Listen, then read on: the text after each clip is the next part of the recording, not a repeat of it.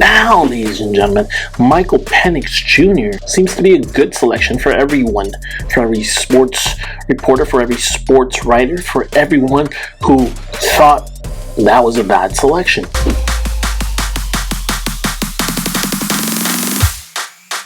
You know, ladies and gentlemen, it's been many weeks now that the NFL 2024 draft has come and gone. And the biggest story, well, my Atlanta Falcons with their 8th pick selection of Michael Penix Jr.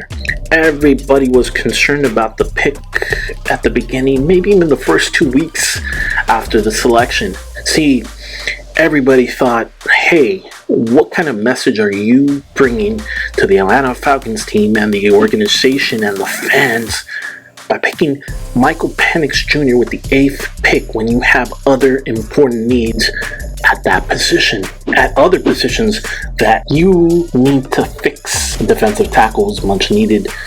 Edge rusher was much needed. Could have picked somebody else at that position that would have been great. Would have been worthy of the number 8 selection. Maybe even another wide receiver, who knows? But one of the things that has changed over the last couple of weeks is, yes, Kirk Cousins is the starting quarterback of the Atlanta Falcons for the 2024 NFL season. Yes, Kirk Cousins making, well, I should say, $160 million over 4 years with the Atlanta Falcons. Yes, it's not his job to train or guide Michael Penix on how to be the starting quarterback for your Atlanta Falcons, nor is it his job to guide or teach him how to be a starting quarterback for any NFL team. That's not his job. That's the coach's job. Sure, Michael Penix can see on his own, maybe get a little bit of guidance, not that much, from Kirk Cousins. Maybe he can guide him in the sense of how to make money, how to stay healthy. I don't know about that one anymore.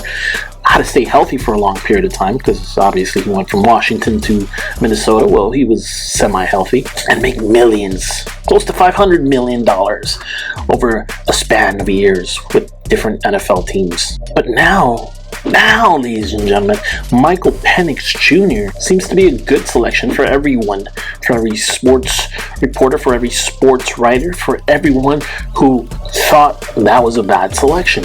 Let me tell you my position now. Yes, I was worried at the time, but then I started thinking, this selection was actually made by Terry Fontenot. It had to be. As much as we want to say, hey, Raheem Morris said, hey, we needed a starting quarterback or a future quarterback. We need to make sure that we have starting quarterbacks at whatever season. When one goes down, the other one is ready to play. And that's true. He said the reason the previous coach isn't here is because of the starting quarterback. But if you think about it, this is Terry Fontenot's selection and Terry Fontenot's pick, because ever since he got here, with Arthur Smith as the head coach and now Raheem Morris, the selections have always been not for need, but the best overall player in the first round. No matter who he is, it's always going to be a selection of the best overall player in the first round.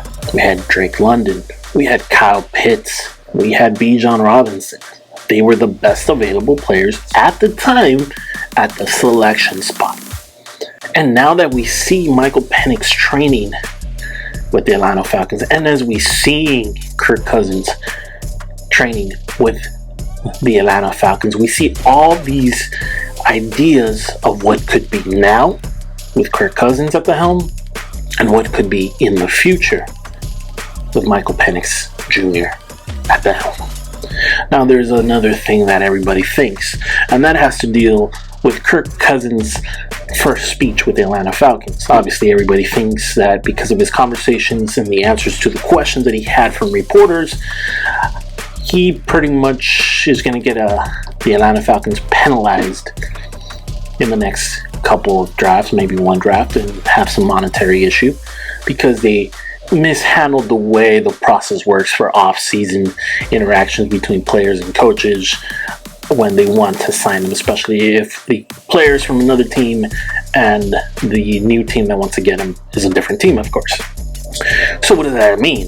Maybe Terry Fontenot and Raheem Morris didn't actually want to pick Michael Penix Jr. right now in 2024, but they made that decision because they're not going to get another opportunity in a long freaking time to either be top first round, top 1, 2, 3, 4, 5, 6, 7, 8, 9, 10, and probably they won't get that top selection, the top 10 selection in a long time, because now they have Kirk Cousins. So it's the penalties that they might get because of Kirk Cousins, as well as because Kirk Cousins actually makes the Atlanta Falcons a freaking good team. So that's the problem that they have. They had to make that selection, and it makes so much sense. The league is quarterback driven and will always be quarterback driven. If you make the right choice at the quarterback selection, why not make it now? Sure, Michael Penix is going to be starting in 3-4 years. Awesome, great. He's the future. Why can't we hold on to the future for 2-3 years? When are the Falcons going to have the opportunity to pick top 10 again? Now that they have Kirk Cousins. Now that they might be penalized for next year. They're going to be good. Tampa Bay is the only competition, and I don't see them being able to beat the Falcons this year. If they almost beat them last year, think about how close they're going to be this year to beat them. Absolutely far away, ladies and gentlemen. They're going to be far away. Carolina Panthers might have gotten a little bit better. Saints might have gotten a little bit worse. But the Falcons are going to run through the NFC South. As they grow, as they could become better over the next 2 years, it's going to be hard to pick a quarterback when Kirk Cousins is about to end his contract. Am I wrong? Do you think I'm really wrong about this? Let me know in the comment area. Don't forget to like, subscribe, and follow. Thank you for watching. Don't forget to subscribe. It helps out the channel a lot. See you in the next one.